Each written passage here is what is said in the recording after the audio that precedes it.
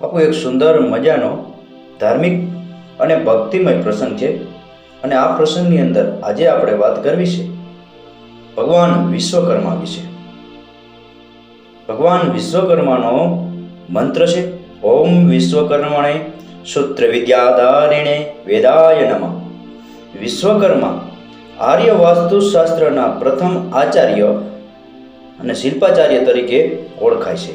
તેઓ પ્રજાપતિ, કરુ, તક્ષક, સુધન્વા તરીકે પણ ઓળખાય છે. ભગવાન નરનારાયણના અંશાવતાર તરીકે તેમની ગણના થાય છે. આથી શ્રી વિશ્વકર્માના પ્રાગટ્યને કોઈ જાણી શક્યું નથી. વિશ્વકર્માના અર્થે વિશ્વકર્માએ અનેક અવતાર ધારણ કરેલા છે.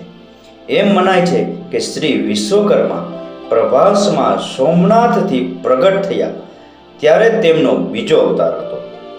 મહાભારત પ્રમાણે તેઓ લાવણ્યમયીના ગર્ભમાંથી ઉત્પન્ન થયા હતા. વિશ્વકર્મા દેવોને તુષ્ટ કરવા પ્રથમ પ્રગટ થયા હોવાથી તેઓ ત્વષ્ટા તરીકે પણ ઓળખાય છે. આમ વિરાટ નરનારાયણથી વિશ્વકર્માના 10 અવતારો પણ થયા હોવાનું મનાય છે. વિશ્વકર્માએ વાસ્તુવિદ્યાના સ્વયં બ્રહ્મા પાસેથી પ્રાપ્ત કરી હતી. તેઓ દેવોના સ્થપતિ હતા. દેવ સ્થાપિત વિશ્વકર્મા ઉપરાંત કાલાંતરમાં બીજા 2 વિશ્વકર્મા થયા જે વાસ્તુવિદ્યાના આચાર્ય તરીકે પ્રસિદ્ધ થયા. આ 2 પૈકી એક ઉત્તર પથના અને બીજા દક્ષિણ પથના હતા. વિશ્વકર્મા પ્રકાશ ઉત્તર પથની વિદ્યાનું વર્ણન કરે છે જ્યારે વિશ્વકર્મીય શિલ્પ દક્ષિણ પથની વસ્તુ વિદ્યાનું નિરૂપણ કરે છે. સૃષ્ટિના આદિ ભગવાન તરીકે પણ શ્રી વિશ્વકર્મા ઓળખાય છે. વિશ્વકર્માના પિતા 8મા વસુપ્રભાસ ઋષિ હતા જ્યારે તેમની માતા દેવગુરુ બૃહસ્પતિની બહેન યોગસિદ્ધિ હતી. એ રીતે વિશ્વકર્માએ બૃહસ્પતિના ભાણેજ પણ થયા. વિશ્વકર્મા દેવોના શિલ્પી અને શિલ્પશાસ્ત્ર કરતા હતા. ઉપરાંત ઔદ્યોગિક શિલ્પકલાના સર્જનહાર પ્રજાપતિ છે. સર્વ દેવોના આચાર્ય અને 8 પ્રકારની સિદ્ધિઓના પ્રજાપતિ પણ વિશ્વકર્મા છે. શિલ્પ સ્થાપત્ય કલા, ચિત્રકલા, કાષ્ઠકલા, મૂર્તિકલા, પ્રસાદ નિર્માણ વગેરે કલાઓના જન્મદાતા પણ તેઓ છે. તેમણે દેવો માટે વિવિધ સુંદર આભૂષણો તથા દિવ્ય વિમાનોનું પણ સર્જન કર્યું હતું. આ ઉપરાંત ઇન્દ્ર, યમ, વરુણ વગેરેની વિશાળ સભાઓ તેમજ પાંડવોની ઇન્દ્રપ્રસ્થ સભાનું નિર્માણ પણ તેમણે કરેલું છે. વિશ્વકર્માએ શિવની કૈલાસપુરી, ઇન્દ્રની અમરાવતી, કુબેરની અલકાવતી, રાવણની લંકા તથા કાશીપુરી વગેરેનું પણ સર્જન કરેલું છે. પુષ્પક વિમાન પણ તેમનું જ સર્જન હતું. વિશ્વકર્માએ શ્રી કૃષ્ણના કહેવાથી વૃંદાવનની પણ રચના કરી હતી. વળી તેમના અંશાવતાર નલ નીલે રામેશ્વરનો સેતુબંધ બાંધ્યો હતો. એમ કહેવાય છે કે વિશ્વનું પ્રત્યેક કર્મ જે કરે છે તે વિશ્વકર્મા. સ્થાપત્ય ઉપરાંત વિશ્વકર્મા એ વિવિધ પ્રકારના અસ્ત્ર, શસ્ત્ર, શક્તિ, સુદર્શન ચક્ર, ધનુષબાણ, ત્રિશૂળ, વજ્ર વગેરેની પણ રચના કરી હતી. વિશ્વકર્મા દેવોના પૂર્વજ છે. તેથી પ્રતિમા વિધાનની દ્રષ્ટિએ તેમના મસ્તક પર મુગટ, જટાજૂટ અને સોહામણી શ્વેત દાઢી છે. ચતુર્ભુજ સ્વરૂપના વિશ્વકર્મા એક હાથમાં ગજ, બીજા હાથમાં સૂત્ર એટલે કે દોરી, ત્રીજા હાથમાં જળપાત્ર અને ચોથા હાથમાં પુસ્તક ધારણ કરેલું છે. તેમનું વાહન હંસ છે. વિશ્વકર્માની પત્નીનું નામ વિરોચના એટલે કે રચના દેવી હતું. તેઓ પ્રહલાદના પુત્રી હતા અને વિરોચના દેવી વિશ્વકર્મા દ્વારા જગતના કલ્યાણાર્થે 5 પુત્ર રત્નો ઉત્પન્ન થયેલા, જેમાં મનુ એટલે કે લોહાર, મય એટલે કે સુતાર, ત્વષ્ટા એટલે કે કંસારા કામ કરનાર, શિલ્પી એટલે કે કડિયા કામ કરનાર અને 5મા દેવજ્ઞ એટલે કે સોની કામ કરનાર. વળી વાસ્તુ તેમનો દત્તક પુત્ર હતો. વિશ્વકર્માએ વાસ્તુ દ્વારા શ્રી વિશ્વકર્મા પ્રકાશ, સ્થાપત્ય દેવ જેવા મહામૂલ્ય ગ્રંથોની રચના કરી. વિશ્વકર્માએ મહામાનવનો પ્રકૃતિ સાથે સુભગ સમન્વય કરી પૃથ્વી પર નદીઓ, સરોવરો, તળાવો, પર્વતો, વૃક્ષો વગેરેની પણ રચના કરી હતી.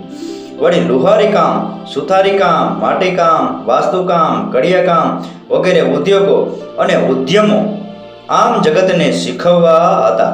વળી વિવિધ ઓજારો કેવી રીતે બનાવવા અને કેવી રીતે વાપરવા તેની પણ તેણે બધાને જ્ઞાન શીખવ્યું હતું. ગુજરાતમાં વિશ્વકર્માનો મહિમા વિશેષ છે. મહા મહિનાની સુદ તેરસના રોજ વિશ્વકર્મા જયંતિ તરીકે ઉજવવામાં આવે છે. વિશ્વકર્માનું વિશાળ મંદિર ઓગણજણના રસ્તે આવેલું છે. દર અમાસે અમાસ વ્રતધારી અમાસ ભરવા અહીં આવે છે. આ ઉપરાંત વિશ્વકર્માને વિશાળ પ્રતિમાની ઇલોરાની ગુફા નંબર 10 આવેલી છે.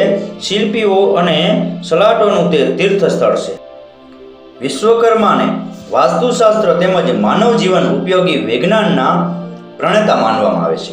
વિશ્વકર્મા પુરાણનું પઠન પાઠન પણ પુણ્યકારક માનવામાં આવે છે. વિશ્વકર્મા વૈદિક દેવતાના રૂપમાં માન્ય છે, પરંતુ તેમનું પૌરાણિક સ્વરૂપ અલગ પ્રતીત થાય છે. સૃષ્ટિના પ્રારંભ કાળથી જ વિશ્વકર્મા તરફ સન્માનનો ભાવ રહ્યો છે. તેમણે ગૃહસ્થ જેવી સંસ્થાઓ માટે આવશ્યક સુવિધાઓના કારક અને પ્રવર્તક માનવામાં આવે છે. વિશ્વકર્માને સૃષ્ટિના પ્રથમ પ્રવર્તક માનવામાં આવે છે.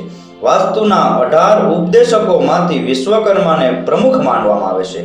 ઉત્તરમાં જ નહીં, દક્ષિણ ભારતમાં પણ મયના ગ્રંથોની સ્વીકૃતિ કરવામાં આવી છે. વિશ્વકર્માના મતમાં સહજ લોક માન્યતા પ્રાપ્ત થાય છે. વરાહમિહિરે પણ કેટલીક જગ્યાએ તેમના મતોનો ઉલ્લેખ કર્યો છે.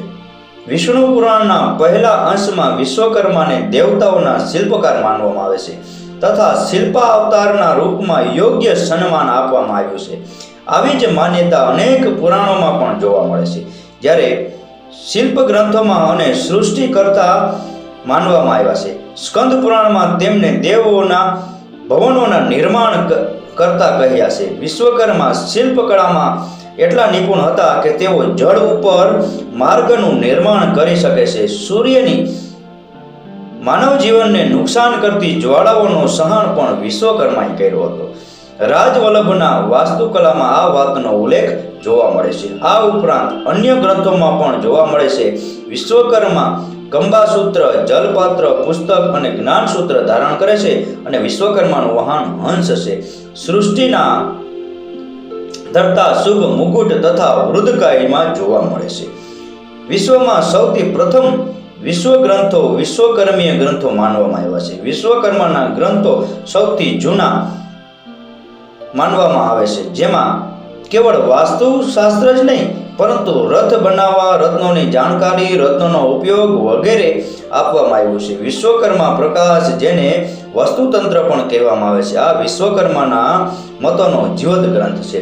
બાપુ, આ હતો ભગવાન વિશ્વકર્માની કથા, અને આ કથા પૂરેપૂરી સાંભળી એ બદલ તમારો ખૂબ ખૂબ આભાર. આપનો દિવસ શુભ રહે. મહાદેવ હર.